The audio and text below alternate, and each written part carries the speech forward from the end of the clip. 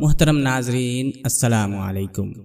Baghdad کے بڑے بازار میں ایک فقیر نان بائی کی دکان کے سامنے سے گزر رہا تھا۔ اس نے انواع و اقسام کے کھانے چولہوں پر چڑھا رکھے تھے جس سے بھاپ نکل رہی تھی۔ ان کھانوں کی خوشبو ان کی لذت کا پتہ دے رہی تھی اور ارد گرد گزرنے والوں کو اپنی طرف متوجہ کر رہی تھی۔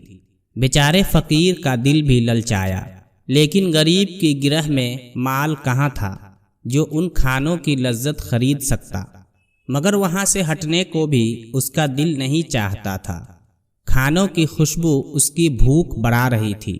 بالآخر اس نے اپنے تھیلے میں سے سوکھی روٹی نکالی اور کھانے کی دیگ کے بھاپ سے اسے نرم کر کے کھانے لگا، جس میں کھانے کی خوشبو بسی ہوئی تھی۔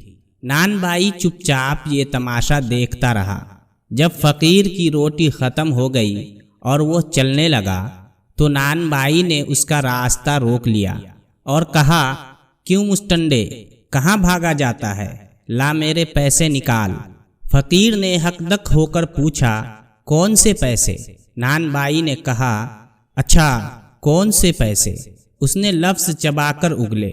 نان بائی نے کہا، ابھی جو تو نے میرے کھانے کی بھاپ کے ساتھ روٹی کھائی ہے وہ کیا تیرے باپ کی تھی؟ اس کی قیمت کون چکائے گا؟ فقیر نے پریشان ہو کر کہا، عجیب انسان ہو تم، وہ بھاپ تو اڑ کر ہوا میں مل رہی تھی۔ اگر میں نے اس کے ساتھ روٹی کھا کر خود کو بہلانے کی کوشش کی ہے تو اس میں تیرا کیا چلا گیا ہے جس کی میں قیمت ادا کروں؟ نان بائی نے کہا، بس بس اب ادھر ادھر کی باتیں مت کر، میں تیری جان ہرگز نہ چھوڑوں گا، میں اپنا مال وصول کر کے رہوں گا۔ نان بائی نے اس کا گریبان پکڑ لیا۔ فقیر بیچارہ پریشان ہو گیا کہ اس ہٹے کٹے نان بائی سے کس طرح جان چھڑائے۔ ان کی تکرار بڑھتی جا رہی تھی کہ بہلول ادھر سے گزرا اور ان کے قریب رک کر ان کی باتیں سننے لگا۔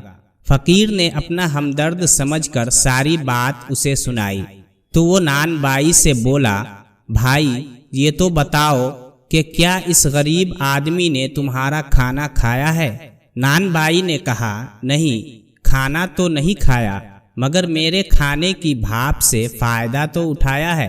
میں نے اس کی قیمت مانگی ہے لیکن اس کی سمجھ میں یہ بات ہی نہیں آتی۔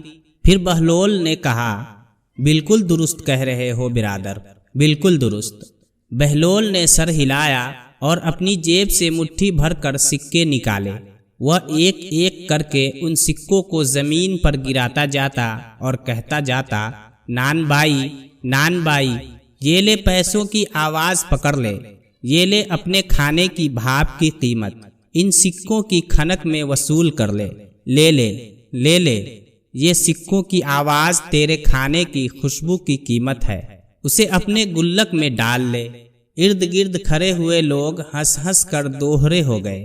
نان بائی اپنی خفت مٹانے کو بولا، یہ پیسے دینے کا کون سا طریقہ ہے؟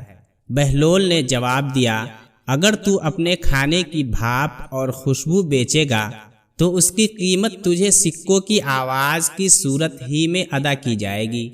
محترم ناظرین، امید کرتا ہوں کہ یہ ویڈیو آپ سب دوستوں کو پسند آیا ہوگا۔